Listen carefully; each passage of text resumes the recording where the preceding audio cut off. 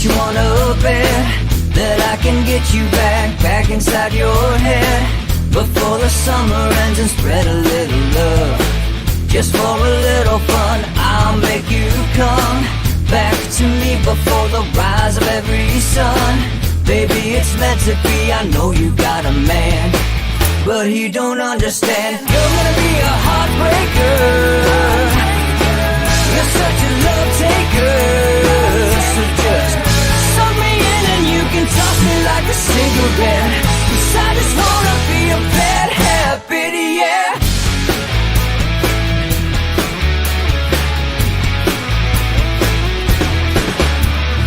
Rhythm in our love, it's impressive, excessive. You can't make this stuff up. My chest beats, it's restless, wakes the neighbors up above. Yeah, baby, come and show me love. Baby, come and show me love, because you're gonna be a heartbreaker. You're such a love taker. So just suck me in and you can toss me like a cigarette, 'cause I just wanna be a bad habit, yeah.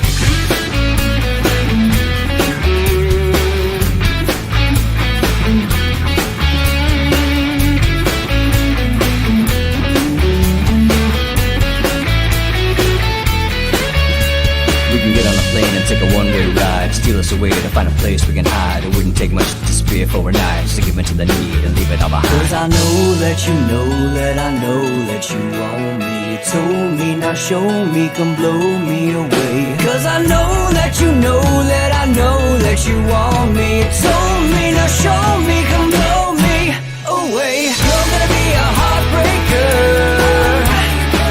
you're such a love taker. So just suck me in and you can toss me like a cigarette, 'cause I just wanna be a bad habit, yeah. You're gonna be a heartbreaker, you're such a love taker. So just suck me in and you can toss me like a cigarette, 'cause I just wanna be a bad habit, yeah. Suck me in and you can toss me like a cigarette, 'cause I just wanna be a bad habit, yeah. Good morning, folks. Welcome to Inside the Numbers with the People's Pundit. I'm your host, Rich Barris, the People's Pundit, with Laura half in the screen. There you are. Sugar. Yep. Anyway, that was professional. All right, so let's get. She doesn't like the view. She doesn't like the angle. Well, that's just leave it. Anyway, so we have Joe Manchin striking a deal with Chuck Schumer yesterday on HR 1, right? Which Democrats and the media are pushing as a voting rights bill, as if this is the 1960s, and we're getting through like poll taxes or something. All right? Or the Redeemer governments are preventing, the crew marching down the street chanting, "We are marching on," like John Brown. All right? Anyway, Twitter, the media, deeply, deeply dishonest. You've seen the numbers on this. I'm not going to go back to them. I put them on Twitter yesterday. They're on Google Sheets. HR 1 is opposed by a double-digit margin in this country.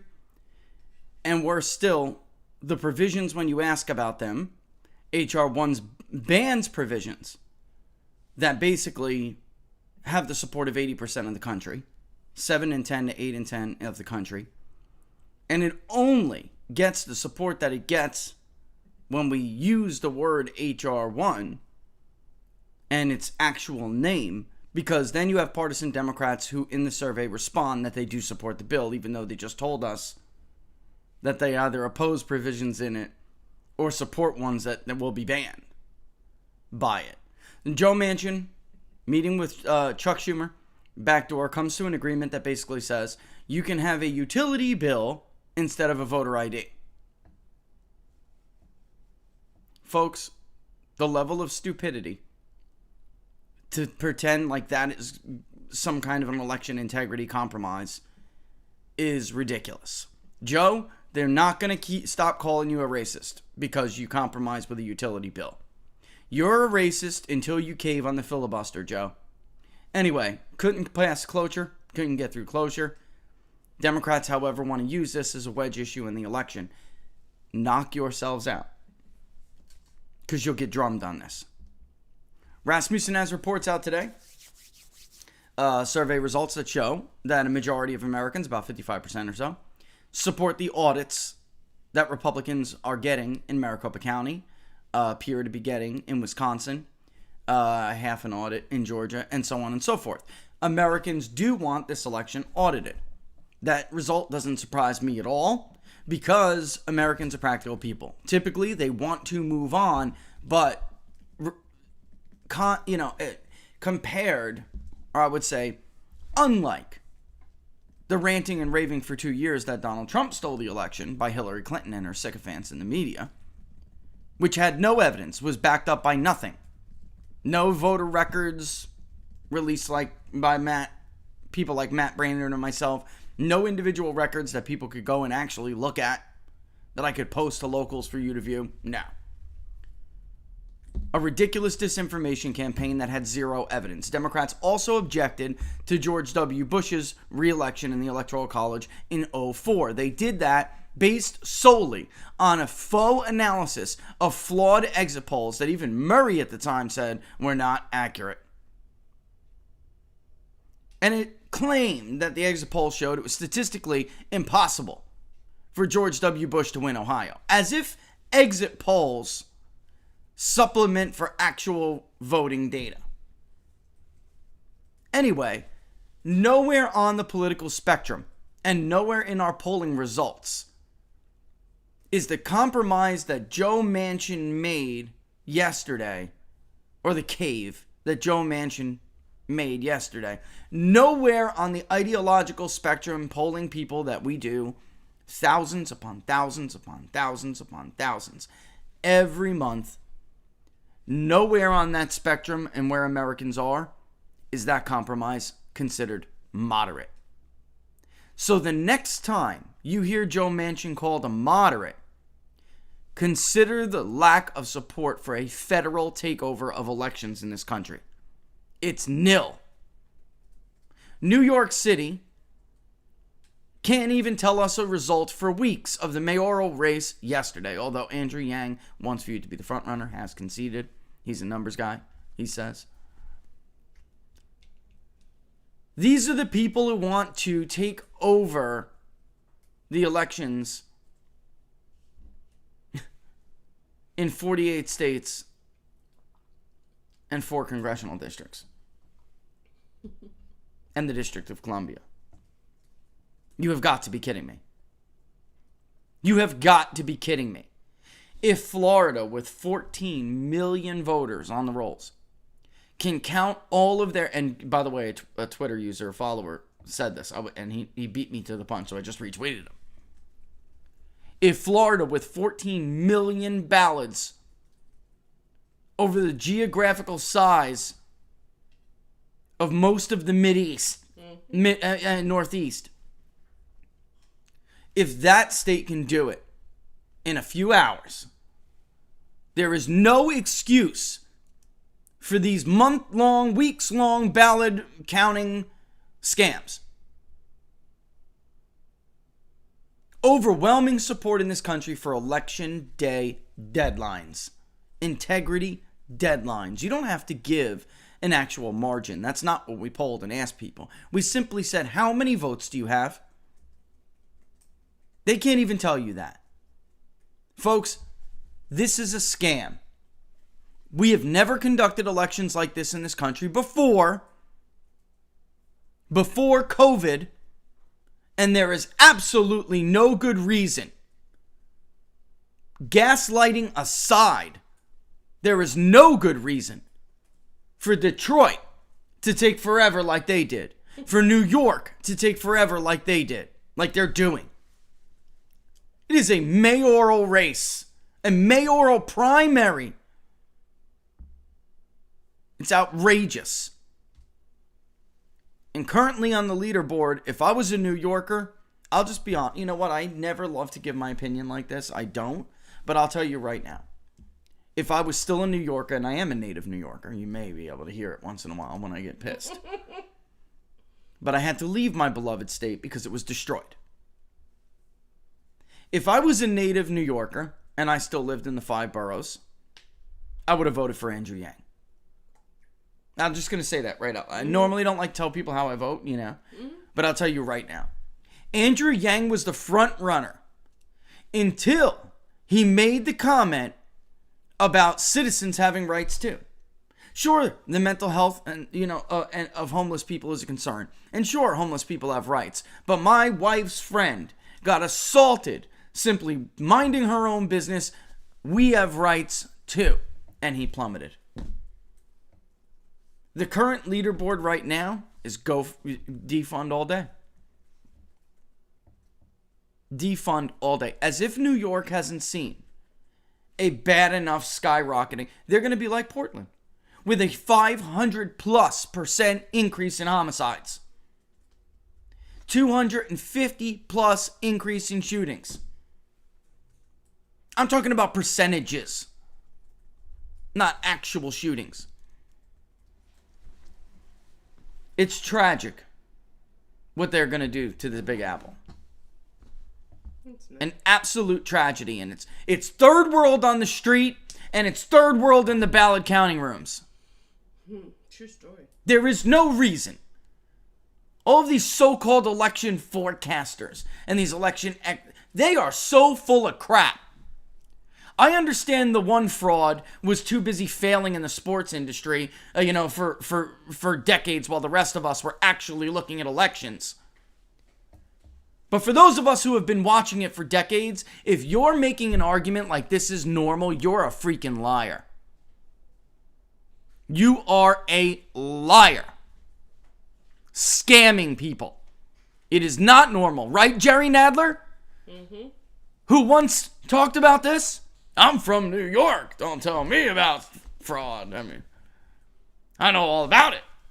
I'm from New York. Now what, Jerry? It's all right? Ahmadinejad counted votes quicker than this. That was good. I'm serious. Tell me off guard. As far as I'm concerned, there's no evidence he counted them any less legit. Striking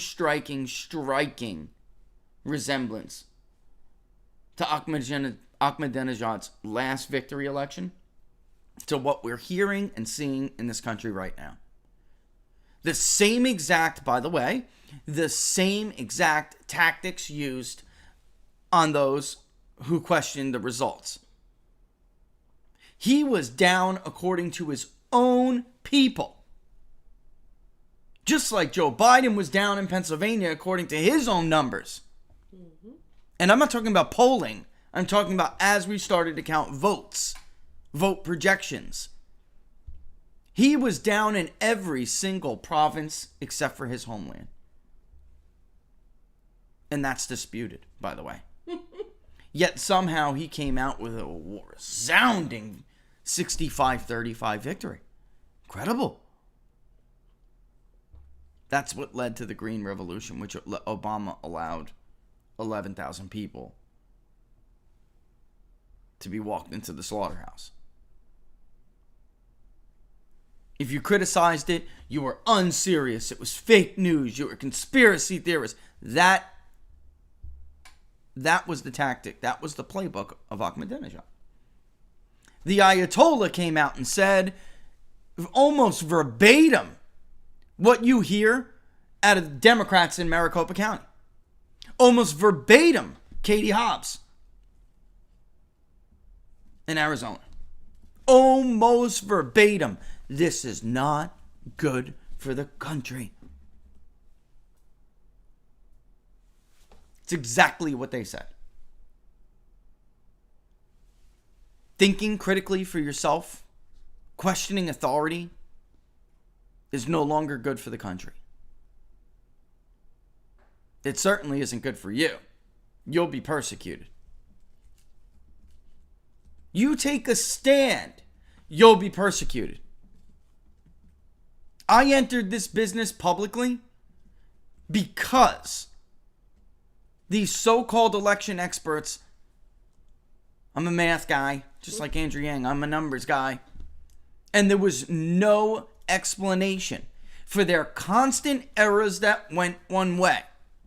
There was no explanation for their constant ignoring of actual predictive indicators when they favored the party they opposed, which we all know they oppose. We all know where the forecaster stands ideologically. We all know where the Center for Politics stands. And I love you, Larry, but let's get real. It was amazing to me watching these. So I came out and started doing this. And I said, you know what? I'm going to offer something different. I'm going to offer something different. And I'm going to do my damnedest not to let my own biases get in the way. I reached out to everybody like an idealistic idiot. Invitations open across the board. To competitors, which is what they are, by the way. They're not my damn authority. You don't get to grade me. You're inferior to me. You are inferior. You're not even a competitor. A competitor has to actually compete. It's the root word. You are inferior. Your track record sucks. It doesn't stand up to any kind of scrutiny, let alone ours. And what did I get from my idealistic olive branches? Smacked with a stick. Nobody ever called me. Nobody ever said, let me come down to the office at 400B and take a look at your work. Can you answer some simple questions? How do you do this? How do you do that? No. I came out and exposed the grift for what it is. And for that, you don't even get professional courtesy. You get professional persecution. The gaslighting is incredible. The gaslighting is absolutely incredible. And you weren't stupid. You just hoped that other people had integrity, too. I was professional, really, but idealistic. Mm-hmm. Too idealistic. And when the model debuted in 14, and we've always said, especially in the polling for the model in the early stages, it was experimental as hell. 14 and 16, and yeah, it was. And it was right. After a while, results have to matter. Yeah, it was experimental, but the laws of randomization are violated. The minute you open a voter file, you have betrayed them. The minute you use different data collection modes, you have betrayed them. Because different groups respond to different modes at different rates, we betray them. So God forbid I kick down the door and try to drag the industry into the future. Into the light. And in 14, when we debuted and we did better, and we did so much better. Our record was so much better than everybody else. Gubernatorial and Senate races. Never do the House because that's just a grift, guys. Little secret in the industry, congressional races are notoriously difficult to poll. They're very small populations. It's very difficult to reach a sufficient sample size. You do the best you can with the data you have. But it used to be years ago, they didn't even release polling like that to the public. Why? Because it was unreliable. That was widespread common knowledge. Now, everybody wants to poll the district. Now in 18, we had all this money put behind the New York Times to do this live polling thing. That was pretty cool, I'll admit. But nowhere was there a caveat that said, these sample sizes are small, don't take these things to the bank. Anyway, when we did outperform the lack of competition, there hasn't been competition since 14. Because we did so much better. And it's not just the final result, it is the fact that we don't gyrate the way they gyrate. We don't wildly gyrate because PPP puts out a poll that shows the Democrat ahead in North Carolina, Kay Hagan, by 11 points. We don't move that state because we know the fundamentals say it leans Republican in 14. Tom Tillis is going to beat Kay Hagan. Public polling was the only thing that screwed up those ratings. The two calls we did miss, the Alaska governor and North Carolina Senate. Everybody else was wrong, folks, from Kansas to Florida to North Carolina. We watched our competitors sit on their hands when it was very clear that Tom Cotton was going to spank Mark Pryor. Not just defeat him, spank him like a little... And we're watching these turds keep these states light blue. Was Texas blue or not on the frauds map in November? Get 'em, baby. Was it not blue? Did they or did they not collectively tell you that Florida was going to Joe Biden, that Ohio and Iowa were competitive? Like I said, in order to be a competitor, you have to actually compete. In September, we took Florida off the table. I pulled it for you guys again because you wanted me to, but I told you it was not competitive. 2 to 4 points, but a big 2 to 4 points. There are hours of footage of me saying this. Hours. Fox News releases a Biden +3 in Ohio the very same day we're in the field that day. I go on the show the next day and there is nobody more transparent than me. Nobody. I am the most transparent pollster in this country. Nobody shows the openness that I show. I am beyond complying with the APOR Transparency Initiative checklist. I thought the Transparency Initiative was fantastic. It was a great start. My goal is to shame them into transparency or just to the point where they look so stupid. Why does this guy give us this much information? Why is this guy so open? And they're not. The candidate A plus whatever because we said so days are over. They are over. When you amass the track record that I have amassed, then you can try to pretend to be my authority. You are a scam artist who gets paid to run a failing business because somebody values the narrative that you put out. You're a water boy, man. That's all you are.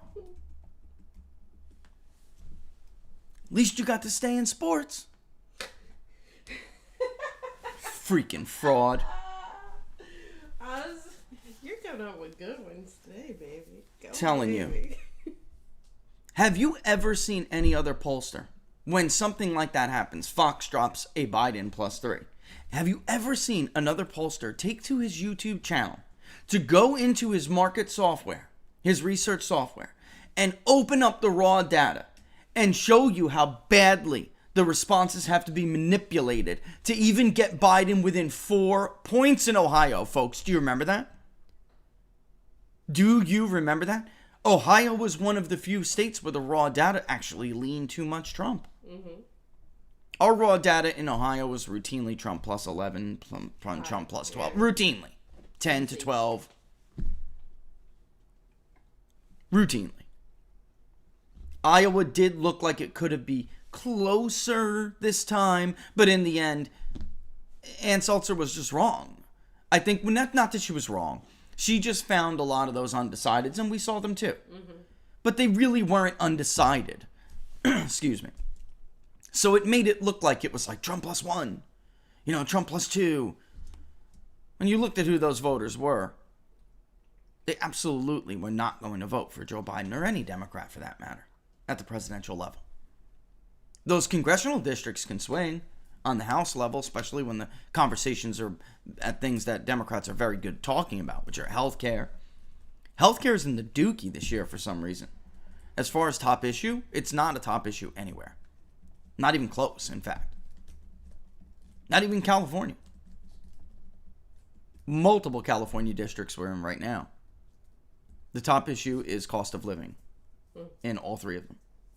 Homelessness, cost of living, homelessness, and economy and jobs. Well, they all go. Coronavirus is, they all go hand in hand now, don't they, right? Mm-hmm. Coronavirus is in single digits. In one of the districts, healthcare is like 2.5%. That's it. Which is, but that bodes well for a Republican midterm, a Republican gaining midterm. It does. A first-term incumbent midterm is a walloping historically for the power and the party in power. I understand now that'll change this year too. Well, see, all of these long-standing predictive indicators will all go out the window this year. Mark my words. Mark my words. The talk will be how Democrats can buck the trend. They're going to buck the history. That's not necessarily true. George W. Bush had a good midterm. Yeah, because of 9/11.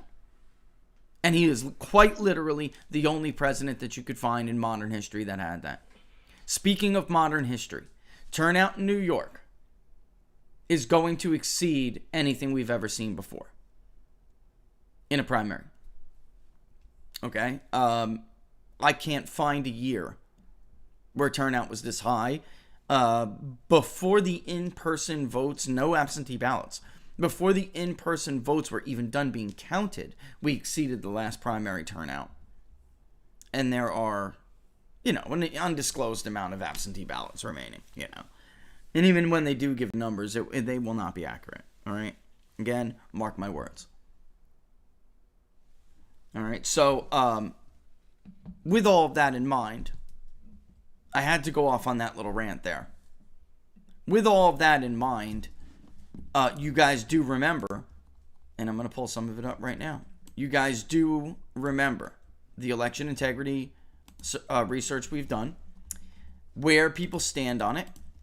And you do know, because you follow me, that this bill is not popular. And worse still, it's only popular to some by name. It is unpopular when you give them the provisions, which I will go over very shortly here. Okay, and I know there probably will be some glitching with me doing what I'm doing here. But I also, by the way, just real quick, the dashboard test went up. There are a couple of things you can view if you look at layout 1. I have to get rid of all the rest of the layouts. We'll get there. We'll perfect this eventually. But you may notice the social desirability bias indicators this year, which I put on there in the test dashboard, which will eventually be the dashboard. It's not going to remain a test dashboard forever, unless I cannot get rid of those tabs, and then I'm creating another one, because they're pissing me off. They're just annoying. But you may notice we have been finding lately 3 and 10, 4 and 10 in that trigger a social desirability flag, all right, with those questions that we ask. You will notice this month it is rather low, less than 2 and 10. And I found that surprising. And this is the most important research anybody is doing right now. It is the most important. I don't know yet, but I'm hypothesizing. One of them, anyway. One of my hypotheses, my educated guesses, for those who don't really know the definition of science, which doesn't mean truth. Science isn't anything. It's a method. It's not an authority. It's a method. Yes. And things alter throughout the experience. And they constantly change and evolve. Variables all over the place. We make hypotheses based on the information we have at that time. That's how science works. And as of right now, I am hypothesizing that the least controversial the questionnaire, or the less controversial, I should say, the questionnaire, the lower social desirability flags we're going to see. Now, I don't know if that's true, but we've asked all these other things: election integrity, election reforms. We asked about transgender issues, all sorts of crazy kind of third rail issues. And that was a very high flag survey, 4 and 10. Very much the same thing we saw all through the election 2020 public polling project in the battleground states. Well, because we were asking about people's vote preference. Mm-hmm. That's third rail.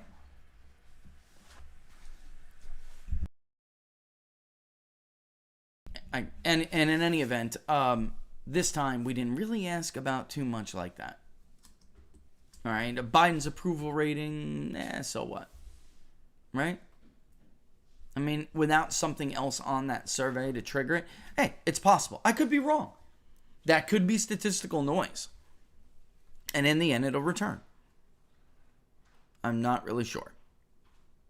But that is my current hypothesis. All right, election and reforms. Nowhere will voters say what Joe Manchin did is moderate. So remember that the next time you see like Republican mouthpieces on Fox News, right? Mm-hmm. Like the Byrons and the guys, and I'm not picking on them, I'm simply just pointing out.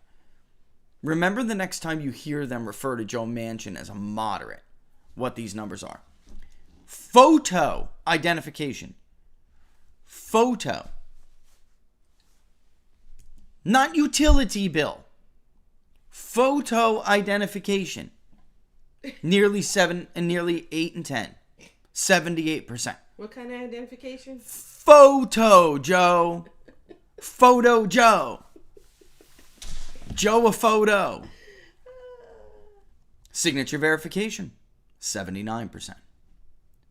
Bans on ballot harvesting and drop boxes, which would basically be prohibited under H.R. 1. 61% majority.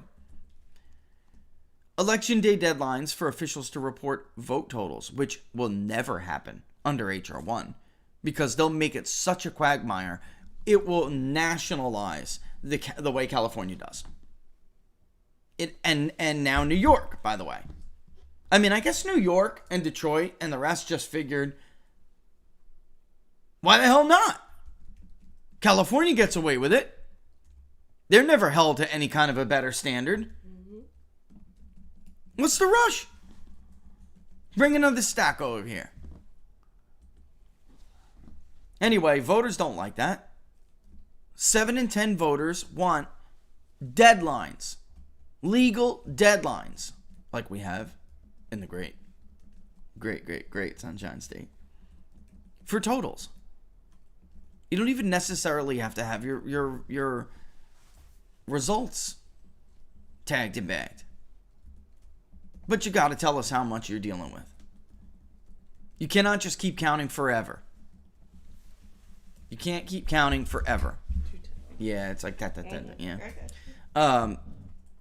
Americans aren't dumb. You have, 100,000 ballots that arrive 72 hours later. They want to know what the hell's going on. And the explanations, looking at that Rasmussen poll, what everybody needs to get through their little heads, the gaslighting isn't working. Mm-hmm. It's working on Democrats because they want it to work. Or many Democrats anyway.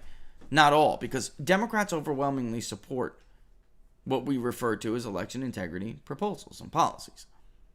They overwhelmingly support it. They're not against this stuff. It's only this tiny little coastal elite of which the media is a part of which Jack at Twitter and his employees who okayed that tagline yesterday, Republicans poised to block voting rights bill.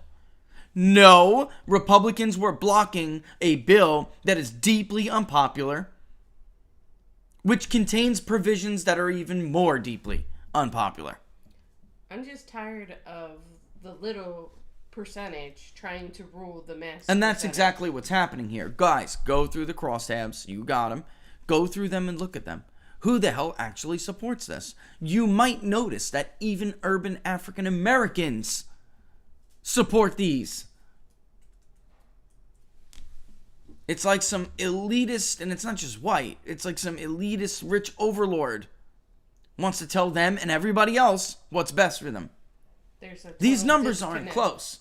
They're not close. They were never close. But we did this again to show you they're not close. They mirrored Georgia, for crying out loud. By the way, you're gonna purge 101,000 records in Georgia. Well, that's fantastic. And everybody's jumping up and down. Byron York says, and again, and not picking on Byron, but he's just that gullible. All 101,000 records are made available. Byron, there are 140,000 change of address flags in Fulton County alone. And with these 101 records, 101K, do we or do we not know whether or not they submit an absentee ballot? Because just them being inactive doesn't matter, as we found out. A lot of these people were activated out of nowhere last minute. Hadn't been active for years. Got a whole spreadsheet of them. It's just creepy. All right, poll watchers, party observers, to conduct oversight. Both parties, not just one, 76.3% of Americans. And then when we give them the text of H.R. 1 and simply read them the text of H.R. 1, it went down by a rounded 17-point margin, 16.6%. Now, it was still a plurality, 47% oppose, and about 30 supported. But that is because when we read the text, we said H.R. 1, the name of the bill, the summary text you get from House.gov. That's what we read that. And then said, the right says this, the left says that. What say you? After you've read the summary for yourself.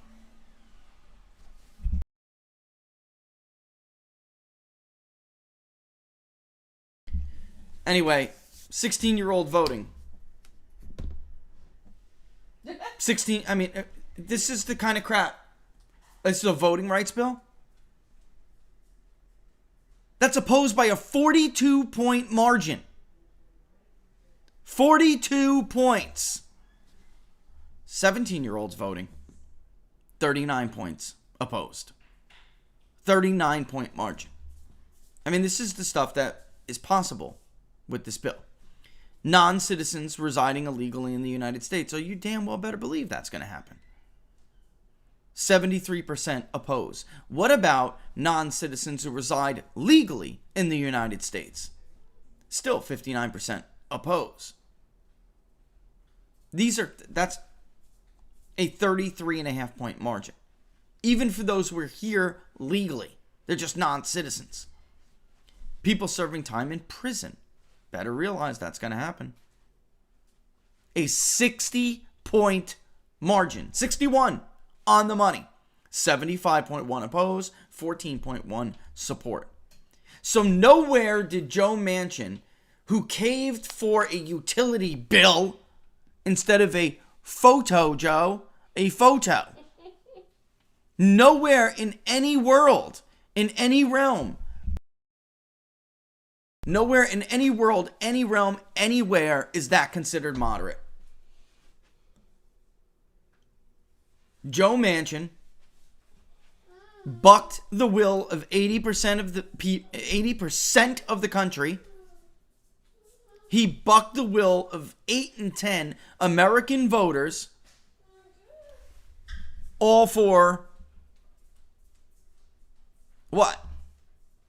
To support a federal takeover of elections from the states who have been conducting them for hundreds of years now. Quite literally. Hundreds of years. And it is. I know there are some lawyers out there who will say, well, the federal government has gotten involved before. Look, that provision with the founders being cute and those who came after them being cute because they knew they couldn't get rid of slavery. They knew they couldn't do other things that, yes, we all would have loved to see happen earlier in America's history. There would not have been a republic had they tackled these issues. But they knew what they were doing when they put stuff like that in there. And from time to time, the federal government may be able to. That is for that. That is not to expand ballot harvesting. That article is not to expand drop boxes. It's incredible. Just incredible. How the media covers things versus how it really is in reality. And that is why, by the way, again, the gaslighting isn't taking when it comes to this, when it comes to election reform. It's just not, it's not working. It's like it's not working with the Wuhan lab leak. Rasmussen's poll that I cited before, almost all, the cycles I could think of, Americans would not support auditing a vote without some kind of really good reason. Obviously, they think this time there's a really good reason. Very obviously.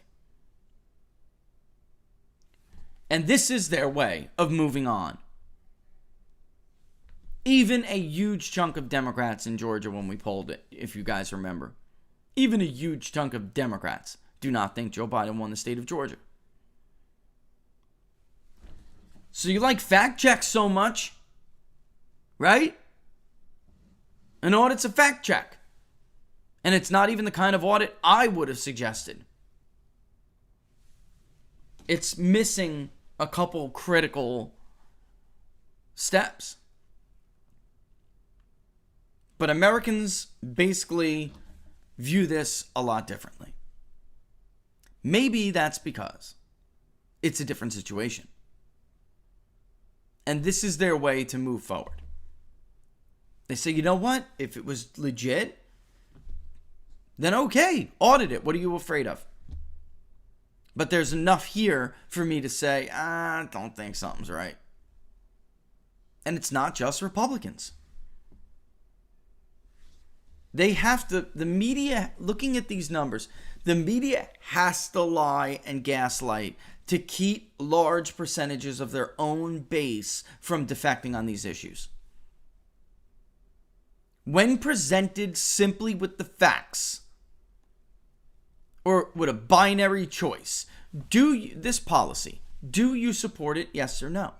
This policy, do you support it, yes or no? This bill, here it is. Do you support it? Yes or no? Outside of that media filter, outside of that, they see widespread defection.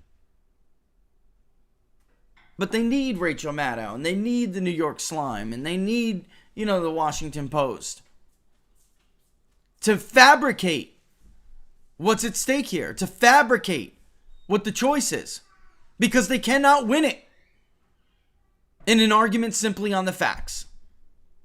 And guess what? Yet another reason why these people hate my guts. Yet another reason why our work is slimed time and time again, even though we are far more accurate than anybody else. I'm tired of being modest. I'm sick of it. There's really no point to be. I just don't like coming across as arrogant. But we're now entering almost a decade worth of track record comparison. And it's not close. 7 years now. 7 years of this publicly. There is no way, if you simply gave the average Democratic voter the legit truth about what this bill means and what it could do, because that we didn't taint it. We read the summary of it. And they still couldn't get to majority support, by the way. Even among Democrats. It was a plurality.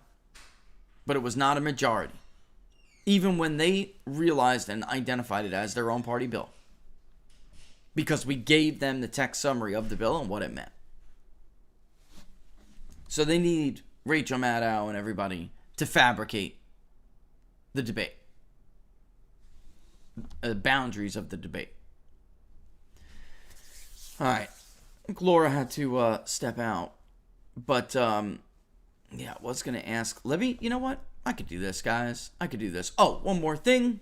The former president is officially going back out on the rally circuit. And it will be Ohio, speaking of the state.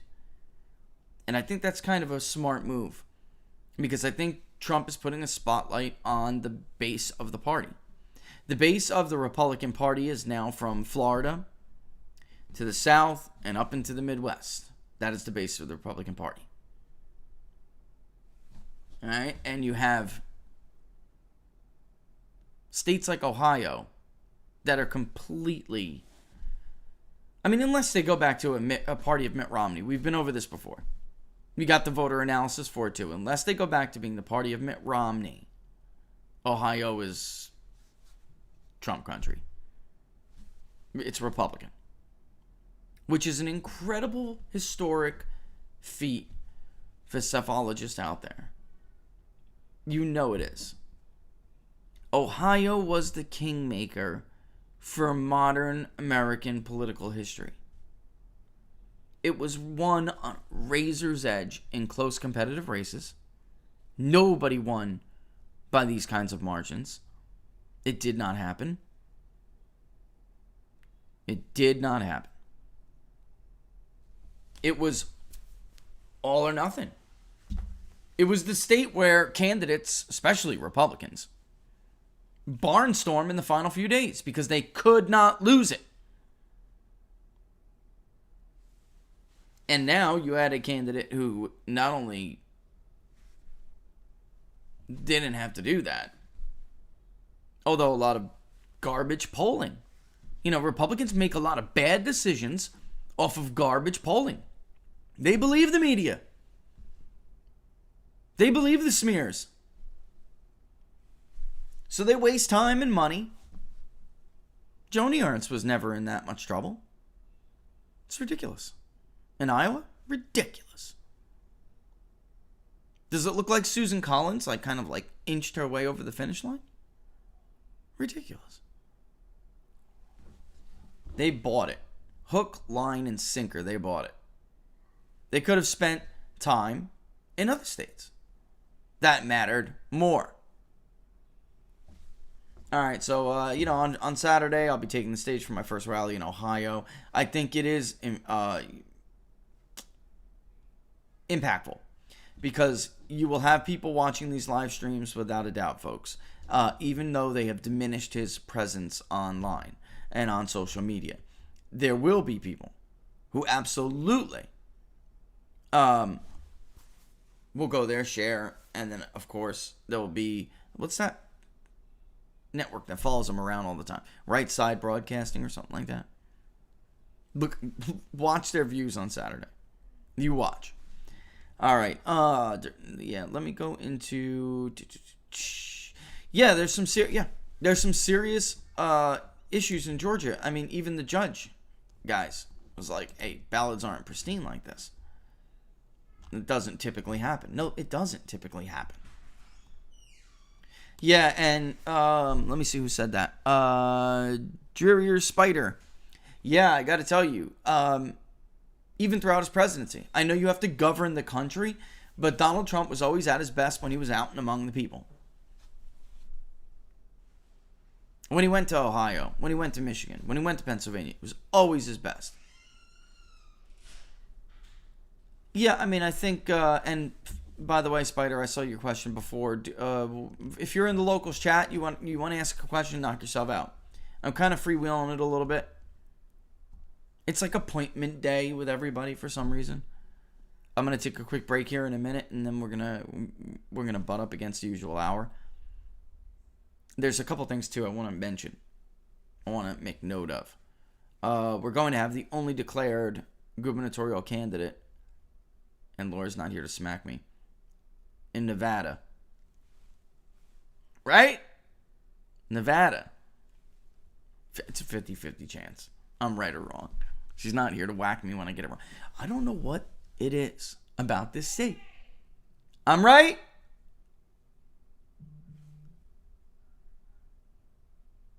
Yeah, anyway. Basically, we're going to have the only declared candidate for the gubernatorial election. Yeah, I don't know what the Slimer's educated guess would be called if that's what the definition of a hypothesis, and it is the definition of a hypothesis. Frankly, folks, I just think he's a fraud. I don't think we tried to find a mathematical explanation for some of his things, some of his stuff. There are times when they have claimed that national polling doesn't impact modeling in different states, but we see it and we know it does. There are times when they'll claim something doesn't impact the model. I mean, Nassim destroyed the idea that it could even be a model. You know what? I'll get the PDF. It's very, if you guys aren't numbers people, and I mean that like, not just, you're good at math. I mean, you have to understand some statistics terminology, and I can help you with it so you can get through it, but I'll post it on Locals. I'll find it. I'll remember. Hold on with the New York. I see it. What do I think? I think it doesn't matter. Republicans not going to win. It's that simple. So I wouldn't, it's not even worth discussing. Democrats are going to get a defund the police candidate that's currently in the lead. It could change on the Democratic side, but the Democratic nominee will be the mayor. All right. But anyway, I'll get that PDF and I'll put it up, and I can help you with some of those terms if you don't understand them. It's heavy, man. It's very heavy, but it's brilliant. It's just not possible. There are too many contradictions. There are too many flags. And again, look at the public polling project.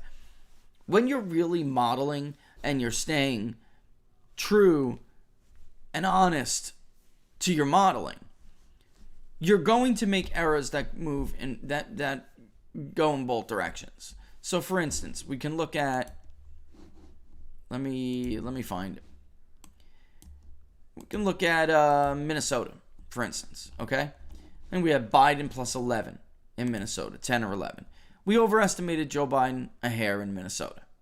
All right? We overestimated Joe Biden in Wisconsin a little bit. And we overestimated him in Michigan. Well, I mean, I think we overestimated him in Michigan. But we also overestimated Donald Trump in Arizona a little bit. Even if the audit does show that Donald Trump won the state of Arizona for real. I don't know that we're going to get to that margin. We'll be within the sampling error. And it was 2.5 points. But you have these errors that go in both directions. There was no legitimate reason. Unless it's just a flat-out failed methodology. Failed. Not flawed. Failed. There was no legitimate reason for all of these misses to be in one direction. It's not possible. Especially if you're relying on randomization to source one of your major variables in your model for predictive value. It's just not possible. For every 20, 22 polls, there should at least be an outlier somewhere. But there aren't anymore. There aren't outliers.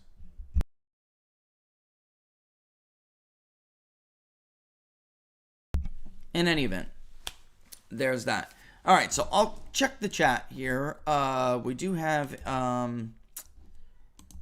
it's like, I don't know, it's appointment day or something.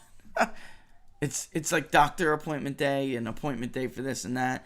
So I'm going to end maybe like 10 minutes early, but we're going to take a quick break. When we come back, I'm going to read the chat, the local chat when we come back. By the way, if you want to participate in this stuff, if you guys, I want your thoughts on the dashboard. It's a test dashboard, but I don't see the row filters yet. So we're going to hammer that out still, but we'll talk about that when we come back. If you want to participate in all of this, how do the surveys get built? How do they get conducted?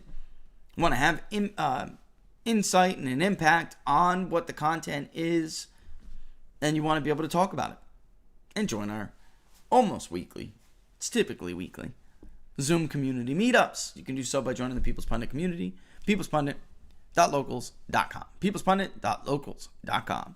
You will notice that the YouTube channel is now youtube.com C for channel /C for channel / People's Pundit. And we're going to lose our verification because we're going to change our name. That does cause you to lose your verification, but we'll get it back. Eventually, it is just going to be called People's Pundit. It still says PPD. Yeah, we're not going to be doing them that late very often. It was very difficult with our children. I saw that, Laura. It's to others who have kids too. No doubt you had the same issues. But we won't be doing those Zooms that late again. All right, so, or at least not, it won't be typical. It would be rare if we do. But in any event, you will notice all of this start to shift. And I told you this was coming. Eventually, everything will be People's Pundit TV kind of themed. Even PPD. Very, very, very, very, very soon will be redirected to peoplespundit.tv. Because we have plans to expand shows. We have plans to do other things, to add shows. I see some talent out there. I would love to grow out and when I'm not doing Inside the Numbers and Robert and I aren't doing What Are the Odds together, to fill in those Tuesdays, to fill in those Thursdays. I see a lot of good talent out there. And I want to aggregate it. I want to bring them into the fold for the locals community, for the PPD community. A little bit more entertainment, maybe, since I'm so dry with numbers, with my fake numbers. I'm so dry. Maybe we'll bring in somebody who's funny, right? But it'll be PPD, peoplespundit.tv, and it will be much more interactive too. So, a lot more verbal take, which I'm probably going to do a little bit when we come back, but verbal takes on the economy. Maybe with just a verbal take on it, a graph.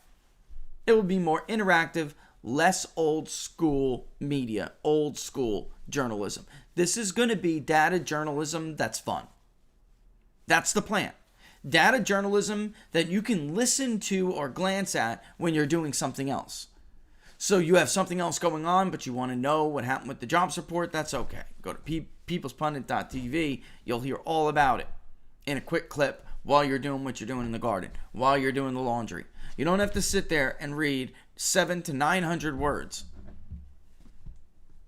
Even those little audio clips you'll see in Politico and other, that's a good start and a help. But my God, who wants to hear? Interactive voice response is so much better than that these days. I don't know where some of these websites are coming up with these horrible voices. On Tuesday, President Joseph R. Biden. God, guys, go to Amazon Polly. You can adjust pitch, accent, everything. Amazon Polly, I gotta be honest, really, you gotta give credit where credit is due. Amazon Polly gave us free reign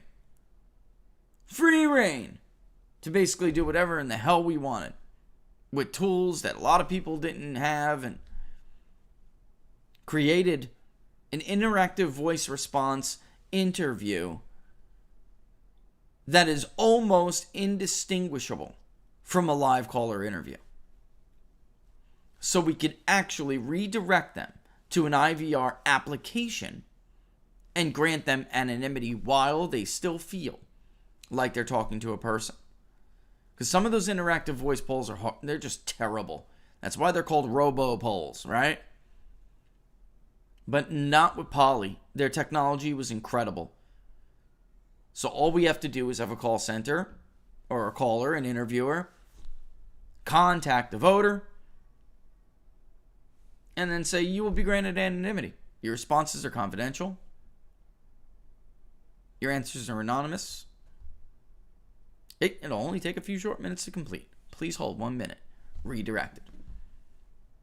And it's really a marvel. All right.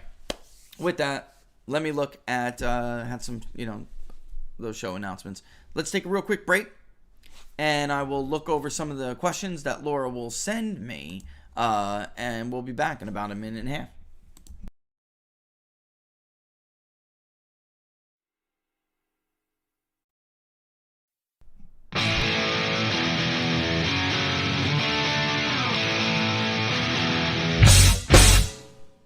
How much you wanna bet that I can get you back inside your head before the summer ends and spread a little love. Just for a little fun, I'll make you come back to me before the rise of every sun. Baby, it's meant to be, I know you got a man, but he don't understand. You're gonna be a heartbreaker, you're such a love taker. So just suck me in and you can toss me like a cigarette, 'cause I just wanna be a bad habit, yeah.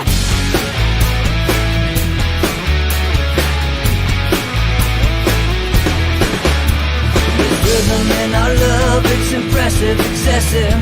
You can't make this stuff up. My chest beats, it's restless, wakes the neighbors up above. Yeah, baby, come and show me love. Baby, come and show me love, because you're gonna be a heartbreaker, you're such a love taker. So just suck me in and you can toss me like a cigarette, 'cause I just wanna be a bad habit, yeah.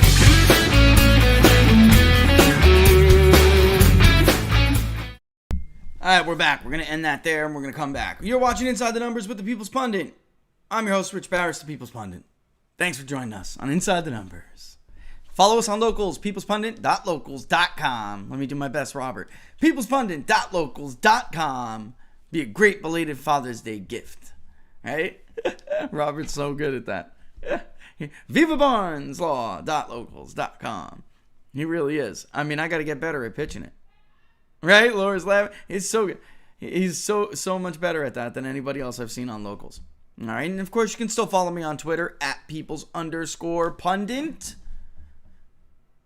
And follow the YouTube channel if you like this channel and this video. Give us a thumbs up, folks. Do not forget to hit that thumbs up button. Even if you're watching on Locals right now, we'd very much appreciate it if you would click on the video itself so they redirect you briefly to YouTube, where you can hit the thumbs up. It is a tremendous help. And of course, subscribe to the channel, People's Pundit. All right? Subscribers. They deal in analytics. They deal in math. It's all very, very important. All right? And Locals community, they did test the live stream. I can't wait to do exclusive live streams on Locals. It will be something. All right, Laura, let me do my damnedest to get to some of this. Let's start with the CRT question in what happened in Loudoun County. What happened in Loudoun County is absolutely appalling. If you want my personal thoughts on it, which is what it looks like. This is not going away. Let's go to our trusty handy dandy. Where are you, critical race theory? I know you're here somewhere, critical race theory. There you are. All right, let's go to our handy dandy charts. This is not going away. While the black community does support the general views and the goals of critical race theory more than any other race, they still overwhelmingly oppose it. It would go down by a 14-point margin if a national referendum was put in place, put on a ballot, and only black voters could vote. It would still go down. The general sentiment, which is like this Scott Adams versus Columbia Bugle debate on Twitter the other day, the general sentiment is, I know this might surprise some mediaites out there. The general sentiment is, even black women don't want to be telling their sons and daughters that they're born losers. that they're born because of the color of their skin disadvantaged and can't get ahead. Even if some of them believe it to be true. They largely view it, as one person put it, a poison. It is a poison in the minds of young people to tell them this. We're supposed to be telling them that if they work hard, they can do and be whatever they want, whomever they want. Not that they're disadvantaged based on the color of their skin. What happened in Loudoun County could have happened at the board meeting I talked to you about last week in North Carolina. And that was a multiracial family. The woman who went to the microphone was a Arab woman, a Middle Eastern woman. Some of her kids were Christian. Some of her kids were Muslim. Her husband was still Muslim, but she converted to Christianity. I got the skinny on this. But they are a multiracial family, a multi-faith family. And they tried to shut her down because she had the goods on these people. On April 10th, Mr. or Mrs. So-and-so did or said this. On March 13th, Mr. or Mrs. So-and-so, staff member, faculty member, did or said this. In Loudoun County, which used to be a Republican stronghold, it's a perfect example of the old Jefferson adage, the government you elect is the government you deserve. You deserve what's happening to you. Now, in places like Iowa, where they snuck some of this stuff, hat tip Benny Johnson, Newsmax, where they snuck some of this stuff into, not the curriculum, some special lesson plan, separate from the curriculum. They did that. They did so against the law. The bill to ban that kind of material was actually going through the works. It was, the sausage was being made, and they just decided, and the governor signed it. They just decided to disobey it because they don't give a damn. So when a lot of you guys ask me, what can I do? What can I do? If you are unhappy with how your community is being run, that's how important local offices are. That's how important the local superintendent is, the Board of Education is. They just flatly decided in Iowa that they were going to do whatever the hell they wanted. A state Donald Trump won by nearly 10 points is teaching their children make America great again is racism. Columbus Day, I'm Italian American. I'm an American, but I am of Italian descent. I find it deeply, deeply offensive, this effort to make Columbus, the celebration of Columbus's achievements, a racist act in and of itself. But you get the government you elect is the government you deserve. Loudoun County, I have friends there, and I'm not insulting them when I tell you that if you're not behind a gate, your neighborhood is probably going to crap or has already gone to crap. MS-13 has set up shop. They have murdered, suburban kids. They have murdered informants from El Salvador who have, attempted to cooperate with the... This is a very, a sad, tragic story of a once beautiful area in decline, when it will be in decline. That's going to happen. You saw also, too, what happened there is the result of them just being a little bit further, on the curve than the county in question in North Carolina, where what they attempted to do was make that woman into, they couldn't paint her as a racist. So what they were attempting to do was saying that her calling out these staff members was actually an act of violence. This wasn't a peaceful conversation she was trying to have with the school board. It was violence, even though she, of course, didn't engage in any violence. All she did was call people out, and it was their attempt to avoid responsibility. They couldn't get away with it, though, because the crowd went nuts, and, they never, the county in question, there is no chance in a snowball's chance in hell that the sheriff would round people up during a school board meeting while parents are simply expressing their dissatisfaction with a deeply, deeply unpopular policy or agenda. Critical race theory isn't even a policy.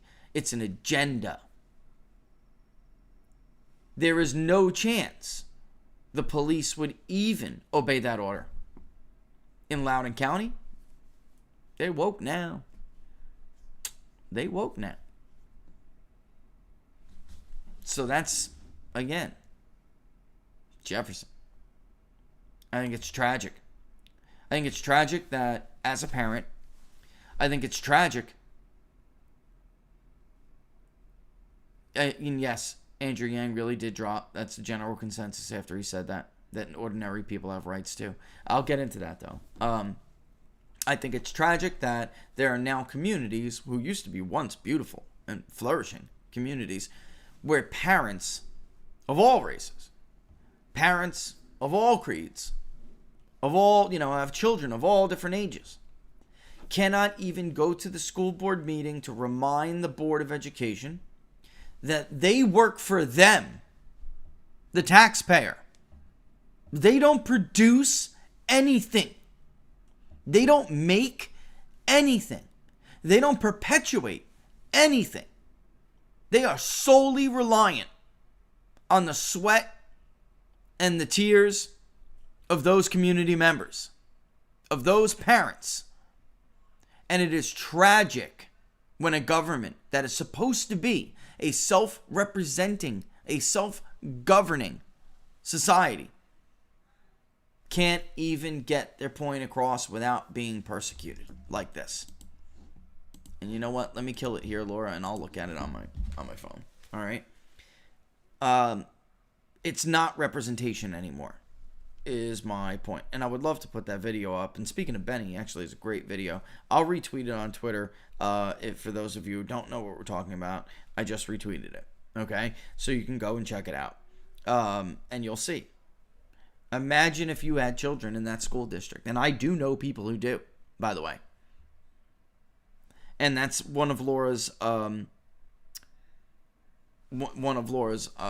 couple of questions and conversations over Loudoun County. I feel, I honestly feel bad for you. I'm reading some, you want to leave, you're really contemplating leaving. I feel bad. I don't know what to tell you. You have to make that choice yourself. Me, I'm a fighter. I'm a fighter, period. And I don't like ceding ground.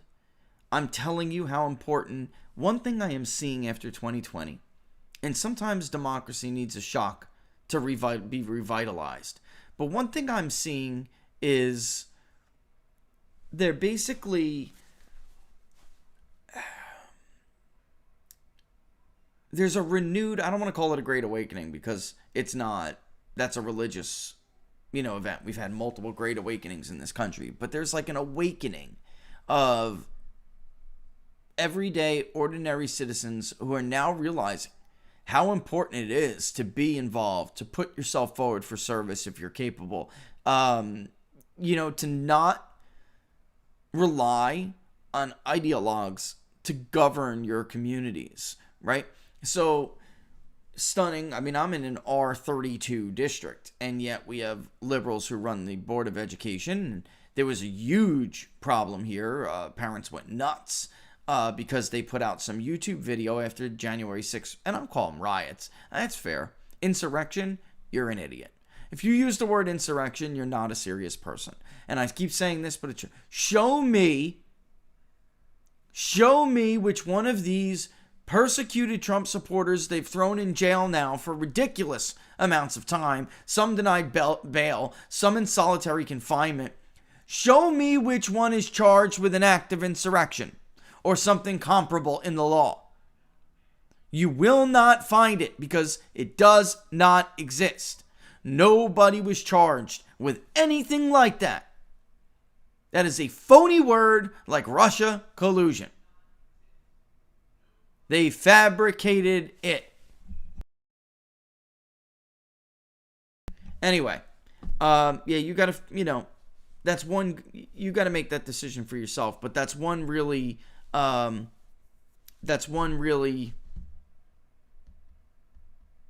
positive, development that we've seen after November. Constantly getting calls. It's weekly, multiple calls. I want to run for this. I want to do that. All right. That's a good thing. That's a healthy thing. All right. Dissident writer. How did YouGov Economist poll come up with the total opposite numbers of what you had on blacks and CRT? I didn't look at how they did it. I will say this very simply, though. I mean, I will look and see the wording. We actually came very close to them on certain things about Israel, right? Whether you support Israel or you support Palestinians, they ask things like both. You can't be for both. It's a binary choice. So we said other instead of both. Look, the bottom line is YouGov is a consumer panel. It is. It's a consumer panel, and it's probably, not probably, it is very, very left and young. All right, so they're aggregate data. So the Economist took the data from YouGov, because it's not even correct to attack YouGov over it. The Economist gets the same data that CBS gets, for instance, when they hire YouGov to do their battleground state tracker. By the way, every single one was wrong. Again. So, I mean, the proof is in the pudding.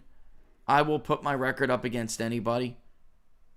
What I would ask them, forget about the percentage of blacks who said this or that. What does your black demographic look like? Region, education, area. What does it look like? And then we'll see. Because, polling somebody who is a suburban African American is not the same. And I'll tell you, even in urban areas, critical race theory didn't do well. I don't know how they worded it, but I really don't know how you could find any other. I mean, you guys saw the results. They were absolutely overwhelming. Absolutely overwhelming. Not even close. I don't know how you could have done it. I'll take a look, though, and I'll see how they worded it. But look, I've been doing this now, like I said, publicly we're coming up on almost a decade. And I have learned that anytime I have contradictory data, it's probably best to go with mine. All right? And that's my very modest way of saying it's... I've always, in all of those instances, I've always been right. I mean, almost always. I can't find an example right now of when I had contradictory data and I was wrong. I can't. It's almost always, if not always, I was right, they were wrong. If critical race theory was so popular, even among there are African American voters in that burb where it got crushed in the school board outside in the Dallas excerpts. How did that happen? I really do, and I said this too when we put this out, the only way critical race theory could get popular with black people is if they lied, like if there was that hypothetical national referendum put on a ballot. They would have to lie about what critical race theory is. And they are trying to do that. But right now, we didn't mention, did YouGov use the term critical race theory? And then, like I said, YouGov's going to they have worded things very weirdly and put them in weird orders. Okay? I've noticed that for years with them. And their panels like promise, the college girl, she'll get a Kohl's gift card so she can run out and get that $35 bra she can't afford while paying tuition if she just takes a few YouGov surveys. I mean, this is the way that we have seen this with them. And in any event, then The Economist, who has a horrible polling track record, then The Economist and their election model based on that polling was abysmal, guys. All right, I'll remind you. They'll take that data from YouGov, and they will do what they do with it and get their results.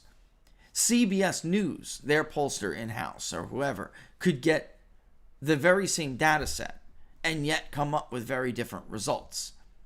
There was actually, again, credit where credit's due, there was actually a really cool experiment that Nate Cohen did in 2016, in which he wrote an article trying to show how different pollsters and how they operate, the assumptions they make, how differently it could impact the results of a poll that you see every day in the media.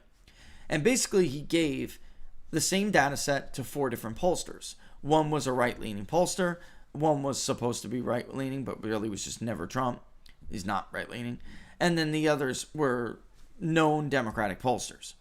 And they basically gave I think it was North Carolina. And he gave the data set, and only one pollster came back with Trump +2. The other ones were anywhere from Clinton +6 to Clinton +4. So, I don't know the assumptions they made. I don't know the geographical layout, the makeup of their respondents. I don't know what they look like. So it's hard for me to answer that question. I will just say this as a general rule of thumb, like I said. When there is data, and Robert, God bless him, he praises me everywhere, and I'm grateful for it. But, he has said it too. Anytime you see data that contradicts Rich, you better just listen to Rich. It's more times than not. All right? All right. Did Andrew Yang really drop after he said the ordinary people have rights too? If you remember during the debate, maybe you watched it, maybe you didn't. And by the way, yes, I'm just on Loudon. The unions, the public sector in general, that's growing over there, guys, and the immigration. It's terrible. It's tearing apart what most people remember to be Loudoun County. All right, but yeah, getting back to that. If you watch that debate, he was not received well with that response by a certain group of people. And I did talk to, I know even some Republicans who said they wanted to switch over and vote for Andrew Yang because they don't really think he had any Republican had a chance. So they heard what Andrew Yang said and really care about safety in the city and said, I think I may actually vote for Andrew Yang. However, on the flip side of that, it was a general sentiment that he hurt himself with like the AOC crowd. And I'm telling you, New York, especially Democratic primary voters in New York, they don't think like most people would think. I think they would deal with the uncomfort. Just to feel like they're virtue signaling. All right, I'm trying to watch my step here because I have, I got family and friends. They some of them are too young to even remember what Andrew Yang was talking about. With Giuliani and Bloomberg. And the general sentiment is that he hurt himself with that faction, which was his faction, or at least an overlap was. And then there were some people, too, who just didn't think he had enough roots there. All right? So that hurt him. But he was considered the front runner for a while. And then it was generally viewed that he stuck his foot up his butt during that debate. He kicked himself in his own you-know-what. And I think that's probably true. Have you guys considered polling how people view Biden's cognitive state? Yeah, we may start doing that again. In 2020, before the election, we did ask about Biden's cognitive state. And not only that, not really, what we asked was, that there are questions about it. Are they valid? Which people did think were valid. And then the question really after that was, how comfortable are you that Kamala Harris is basically a Joe Biden heartbeat away from the presidency? And this was a massive, massive opportunity for the Trump campaign that they missed out on. Kamala Harris was not somebody people wanted to see president if Joe Biden could not finish out his first term. And that is true even of many Biden voters. And the former president did not spend enough time hammering her. All right, so, or not even hammering her, but telling people that's what you're going to get. That's what you're going to get. That's who will be a Joe Biden heartbeat away. All right, hold on. I need a sip of water. How well do you think Republican state legislatures are doing with election integrity, best and worst? Louisiana, deeply red state, supposedly completely stabbed Matt Brandon in the back. You know what? You should get, not even stabbed him in the back, stab the effort in the back. His statement, I would urge you to read his statement. Texas was a good step. They need to go a little further. You know how I feel about Georgia. It's garbage. Ron DeSantis, well, not garbage. Matt secured a big win in Georgia. We had him on the show to talk about it. They actually rank states. You have some states like Utah, again, deeply red. Terrible job. Florida, fantastic. And their new proposals, fantastic. Let's see. I didn't see, is that Reuters or something? Have you looked into the poll that says 30% of Republicans think Trump will be reinstated in August? Smells like a fake poll to me. I don't know about that. Statistics is a funny thing. And, you know, you'd be shocked how many chunks of people you can find who believe certain things. But, yeah, I don't know. That one smells a little bit fishy to me. All right, would love to get a take from Rich on DeSantis not only canceling CRT statewide, but then implementing anti-communist, anti-authoritarian curriculum going on the offense. So he was playing defense and then going on offense. This is such a change of pace for the GOP. I freaking love DeSantis. And that was the quote, as I'm saying that. But I will tell you right now, I think that my beloved state of Florida has one of the best governors in the country. He listens as far as, look, you're supposed to you're supposed to represent the people who elected you. I mean, this is very, very, it's very clear.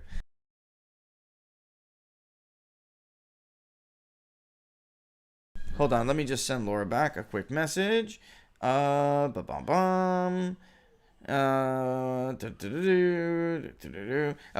Yeah, so to answer your question, and that is from Jimmy. If you are on the defense in politics, Jimmy, you're losing. You have got to stay on the offense. And I would actually argue that DeSantis is like playing political Jeet Kune Do, which is Bruce Lee's own developed art, meaning he's playing the best defense is a good offense. So I would actually argue that what he did with critical race theory isn't just defense. Yeah, he's reacting to them, trying to sneak that into the curriculum, but then he went on offense, right? So he saw it coming. It's like, here they come throwing the punch, and instead of blocking or getting out of the way, he snips it to the chin before they have a chance to get to him. And that is Bruce Lee-ish all day, Bruce Lee-esque all day. He's playing offense as defense. The best defense is a good offense. And I would argue, I do see why you classified it as defense. I do. But I would argue that is offense. And it's both. It's both. It's Bruce Lee-ish. All right? But it is a change of pace. And I really do think this. I was talking yesterday with some people, and including Don Smith. And I'm telling you, if this continues, Ron DeSantis will be the front runner. And he will make it difficult for Donald Trump to say he wants to run again. Now, if Trump does run again, I think, like I've said before, I think Ron just won't run. All right, I think he'll wait and he just won't run. However,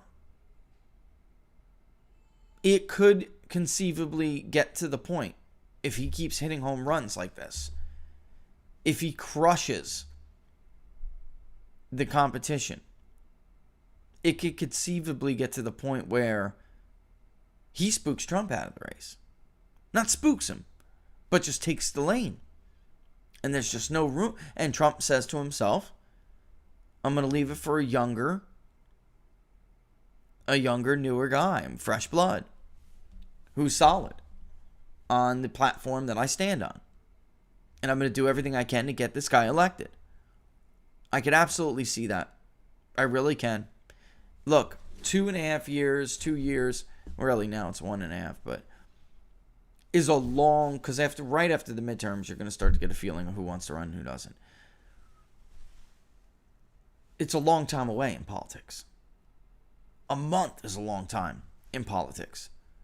It may sound impossible right now that Ron DeSantis may take the Trump lane and Trump actually be the one who says, nah, you know what, let the new blood go.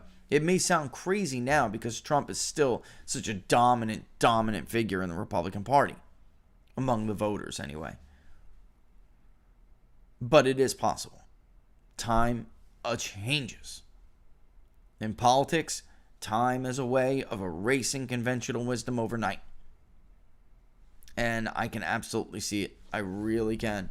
And I will tell you this. There are going to be a lot of parents who love this guy because we had issues with this. Not critical race theory, but the strange teaching of the historical record. And even in a very blue area where we were, parents were unhappy. So there's something very different about voting Democratic in Florida. Like, I think Bernie Sanders would have been even weaker than Joe Biden in Florida. It's not just because of the Cubans and the Venezuelans and other Hispanics. There is not really an appetite for socialism in Florida. Andrew Gillum was way too lefty to be the governor of Florida. He came close because the media just constantly pounded DeSantis' campaign, and he wasn't the man he is now. Now, I have no doubt Governor DeSantis is going to do a great job, a great job handling criticism from the media, without a doubt. I see that. But in that campaign, his campaign was not ready for certain things. Even we had him down for a little bit. I'm serious. And it was like, it wasn't a real lead, though. It was very, very similar to what I was saying with Iowa in 2020. And that is, yeah, Gillum may have had a 2 to 4 point lead, depending on, any given poll. But there was this huge number of undecideds and MPAs, which are non-party affiliations, who ideologically were never going to vote for a guy who advocated openly for socialist policies. DeSantis' margin in Miami-Dade is going to be something to watch, guys, come 2022. It's going to be something to watch because he had already done so well compared to prior Republicans. Rick Scott did pretty decent too. But there was that group that carried Trump to victory handily in that state, Southern Florida, where Trump got hundreds of thousands of more votes than he had previously in 2016. They loved DeSantis too. But they didn't get a chance. Many voters in South Florida did not get a chance. Were not eligible to vote for Ron DeSantis when he ran the first time, and that 2022 will be the first time they are eligible to cast a vote for him. Maybe some of them voted for Donald Trump already in 2020, but then there'll be others who didn't vote for Trump, didn't make that cutoff for that election, and this will be their first election. So if the demographic trend continues in Florida, Republicans could actually start winning Miami-Dade. I am not kidding. If the trend continues and Republicans aren't stupid, I actually could even see Ron DeSantis winning Miami-Dade in 2022. And if he was to run for president in 2024, I think, and again, with the caveat that this trend continues. And trends have a habit of not. They have a habit of arresting. They have a habit of even reversing somewhat. Trends don't always continue. I'm saying, though, if it does, then I think it's not just possible, but even likely Ron DeSantis would carry Miami-Dade in 2024.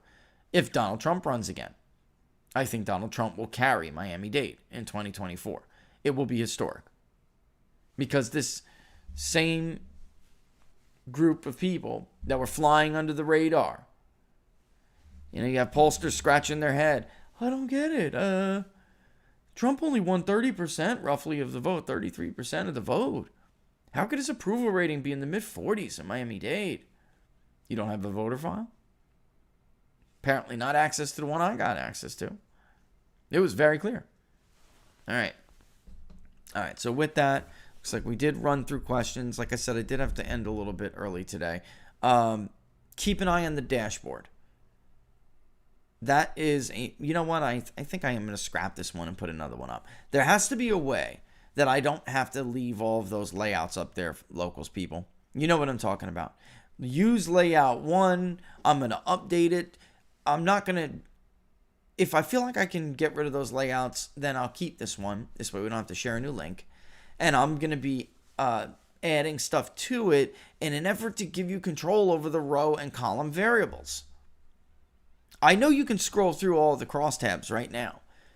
I just don't understand why you don't see it the way I see it. And it's probably a setting that I just got to figure out.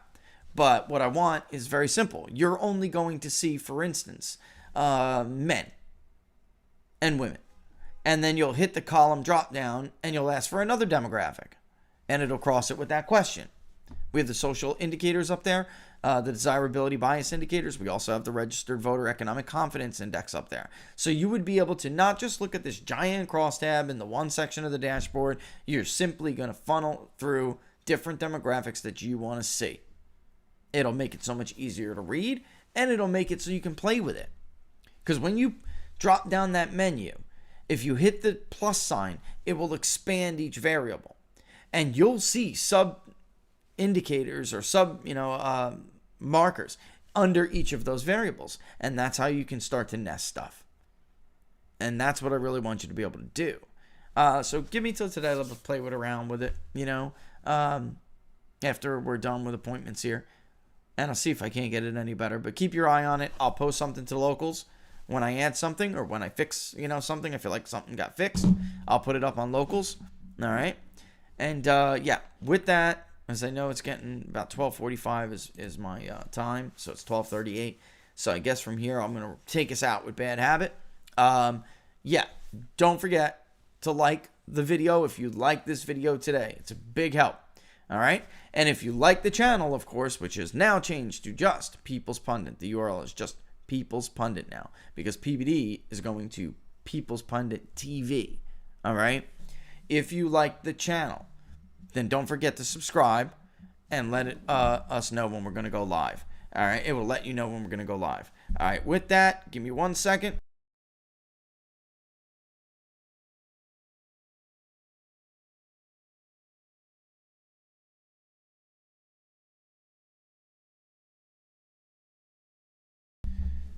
That was the Veterans Administration trying again to get me to take this vaccine. And they just kept calling, so I just answered it real quick. Look, I'm just young and I don't have any health issues. So I feel like, well, not like that. Not a comorbidity that puts me at high risk for COVID. It's like they want to bill it out to the insurance company as quick as possible. Anyway, I digress. Apologize for that. Don't forget, if you like the videos that we do here, if you like What Are the Odds, if you like Inside the Numbers, then subscribe to the YouTube channel. Hit that notification bell. That'll let you know when we're going to go live. If you want to be part of the overall bigger conversation about polling and everything else that we do on the locals community, sign up peoplespundit.locals.com. peoplespundit.locals.com. That was a better impression of Barnes, wasn't it? All right, so with that, I'm out like trout on a fishing route. Be safe. We'll see you soon, folks, and all the best.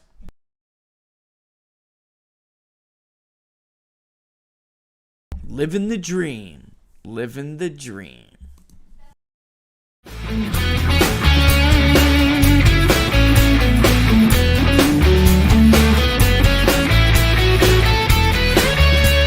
can get on a plane and take a one-way ride. Steal us away to find a place we can hide. It wouldn't take much to disappear for a night. Just to give in to the need and leave it all behind. Cause I know that you know that I know that you want me. You told me, now show me, come blow me away. Cause I know that you know that I know that you want me. You told me, now show me, come blow me away. You're gonna be a heartbreaker. You're such a love taker. So just suck me in and you can toss me like a cigarette. Cause I just wanna be a bad habit, yeah. You're gonna be a heartbreaker. You're such a love taker. So just suck me in and you can toss me like a cigarette. Cause I just wanna be a bad habit, yeah. Suck me in and you can toss me like a cigarette. Cause I just wanna be a bad habit, yeah.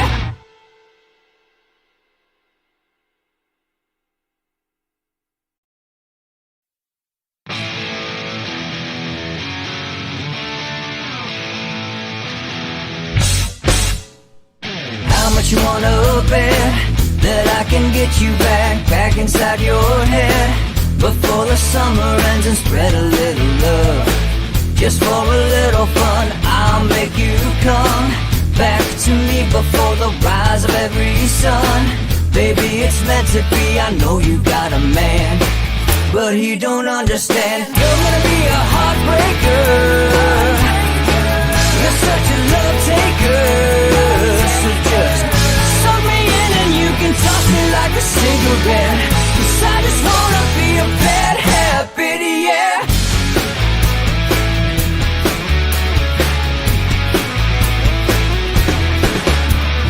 Rhythm in our love, it's impressive, excessive. You can't make this stuff up. My chest beats, it's restless, wakes the neighbors up above. Yeah, baby, come and show me love. Baby, come and show me love. Because you're gonna be a heartbreaker. You're such a love taker.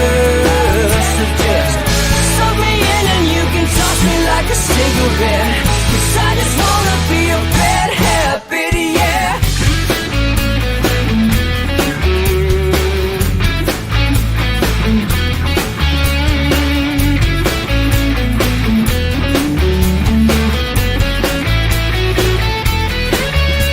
We can get on a plane and take a one-way ride. Steal us away to find a place we can hide. It wouldn't take much to disappear for a night. Just to give in to the need and leave it all behind. Cause I know that you know that I know that you want me. You told me, now show me, come blow me away. Cause I know that you know that I know that you want me. You told me, now